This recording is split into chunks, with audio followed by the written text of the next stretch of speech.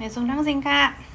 วันเมื่อในวันที่10เดือนธันวาคมปี2025เข้ายาม7:30ค่ะเนาะตกเลื่อนกว่าอีกนึงย้อนน้ำค่ะเฮาค่ะอ่อนกันมาถ่อมด้วยข่าวคึดตั้นเฮาค่ะเมื่อในมีสังหลายๆเนี่ยเมื่อปากีสถานออกมาปืนเผาเตปืดยื้อตอบแทนขึ้นเมืองอินเดียนะคะนะเกี่ยวเลยอินเดียเอาหมากยื้อปันตับรวมตับกลางเขานั่นขนาดเนาะยื้อกว่าปันเขา3ตีนะคะว่านะเมืองอิสราเอลเนี่ยเตือนยาปังเซาเขาตับเฮอร์บินเขา3ตีนะคะว่านะเมืองอินเดียปุดยื้อเขากว่าย้อนเปิ้นนั่นแหละเนอในเขาก็ขึ้นปุดยื้อต่อเมืองอินเดียขึ้นยังหมายเขาได้เป็นอันมีนนาดีแคชเมียร์ค่ะนะอันมีเนเจมึงปั่นจัดในคานอเป็นปังเฮอวิน1อันเย้าก็เป็นตีเก็บซิมไว้หมักอันเปิ้นจังตื้อในเครื่องวินนั่นค่ะนะหมักมิ้วนั่นเป็นตีเก็บซิมไว้หมักอินเดียเขาเนี่ยค่ะว่านะเขาก็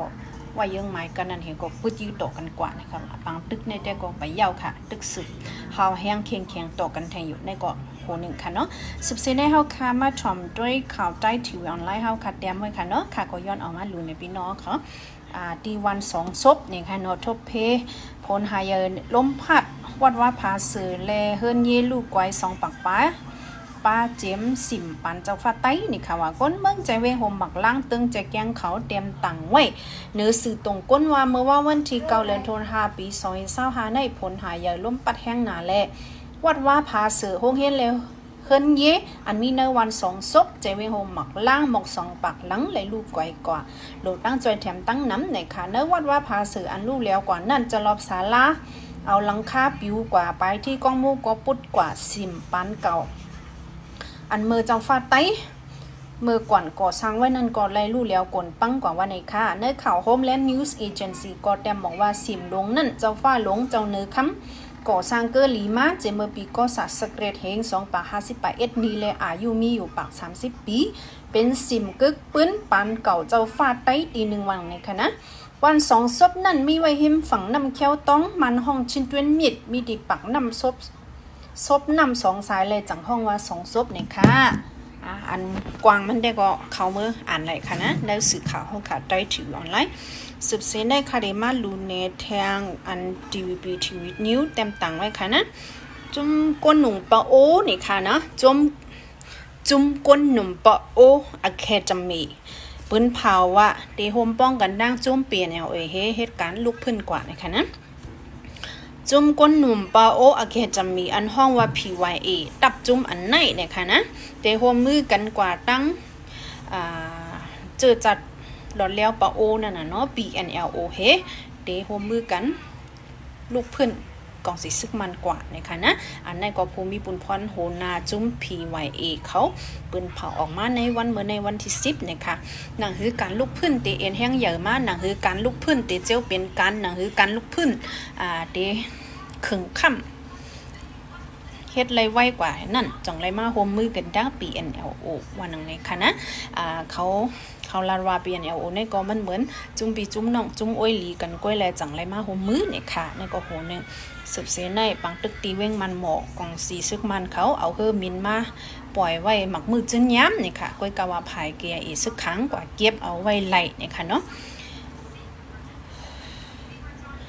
วงวางเนื้อว้วนอันป้นกว่าในภายกองสีซึกมันเอาลักนักเอาเครื่องกองกลางหมักมือจึ้นย้ำมาปล่อยไว้เจ้านั่นเอามาลงไว้เนื้อนาลิมเจ้านั่นกันเนาะภายเกียงเอกเขากว่าตึกเฮซิมเอาไล่เนี่ยค่ะเนื้อเจ้านั่นเป็นเอียงลายๆนะในอันไล่นำเฮเปิ้ลในก็เป็นอันว่า60มาอันว่านั่นค่ะนะเป็นเบี้ยวอยู่ได้ก็ค่ากลมหู้หนังเก่าภายอังกฤษเตรียมไว้ว่า60 mm ค่ะนะเป็นกวาง5เป็นหมาก5หังเต็มหู้ไว้กาคาก็รู้ว่าจอมจังไหนค่ะเนาะซิมแลอันนั้นนำเฮเปิ้ลเนี่ยค่ะนะภายมันได้มาปล่อยไว้จังนั้น1วันอ่ำย่อม6ปอกในค่ะเนาะภายกองสีซึกมันต่อเอาเครื่องลังหนักให้ก็มาปล่อยให้จอยก้นเขาในเยาก็เฮ็ดสังแรกซึกค้างได้ไปซิมเลยปอกหลานในเนื้อเว้งมันหมอในภายมันในเขาในห้องเนินนำจะในเขาปล่อยไว้สายวายาปล่อยไว้ไฟฟ้าให้ไพ่ช็อตในค่ะนะย้อนนั่นแหละภาย KIA ก็อยากเจอนั่นค่ะนะแต่เด็กเขาซิมไรเมื่อเลี้ยวแต่ก็เขาซิมไรว่าอย่าเฮ็ดเพียวมวยเพียวแปดสายเจ้านั่นเหก็เขียนอยู่ในค่ะนะเมื่อเลี้ยวก็แต่เขาไรซิมไรปังเศร้ามันกำพองเอาเนี่ยค่ะนี่ก็ข่าวหนึ่งเชฟจิมี่นิวส์เอเจนซี่เต็มตังไว้หนังนะสุดท้ายนี้เอาค่ะมาถมด้วยข่าว The Beaver Voice คำตังเอาเต็มตังไว้ค่ะนะในข่าวทั้ง2 วันในก้อยกล่องสิซึกมันซิมเอาไรโคกุ่นอันนำเข้าตั้งการอันนำเข้าตั้งตลารันยังไงพวกเป็นความก้นเมื่อก็ขำปันคว้างให้ตังมือนั่นน่ะเนาะย่างยอบหลายๆในข่าวกาขันมันมีกว่าตั้งหมดแสนมัน40,000ไปในข่าวนะยอบไหลหิมเก๊ก6 วงเก๊กลอยลิ้นเจอแน่ในค่ะเนาะการถกาอันต่างมือก็โค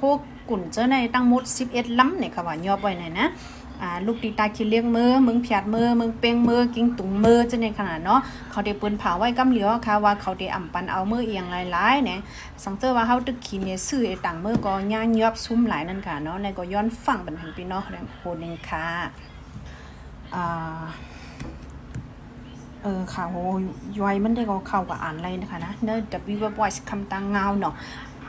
โทรศัพท์ค่ะพงค่ะมันไม่แห้งนะกำมันกุ่มมันมือมึงมันอะย้อนดูเห็นค่ะเนาะขันค่ำค่ะนะดึงมันเก่าไว้ค่ะ175 แสนไป90,000นะคะเนาะ ขันเงินงอเหมือนเมื่อเจ้าไว้ค่ะนะย้อนตรงตักใหม่ส่งพี่น้องเขาเฮ้จงคอยพบทุกกันเนื้อข่าววันมาผูกค่ะนะจะพี่น้องเจอปะไรกดติดตามค่ะนั่นก็แค่ตัวกดติดตามปันเสียงกำค่ะนะย้อนน้ำจะได้ค่ะเนาะย้อนซัวพี่น้องเขากูก้นอยู่ในกินวันกระเรียนแคมสะกูก้นกูตีกูตั้งเสียก็ไม่ส่งค่ะ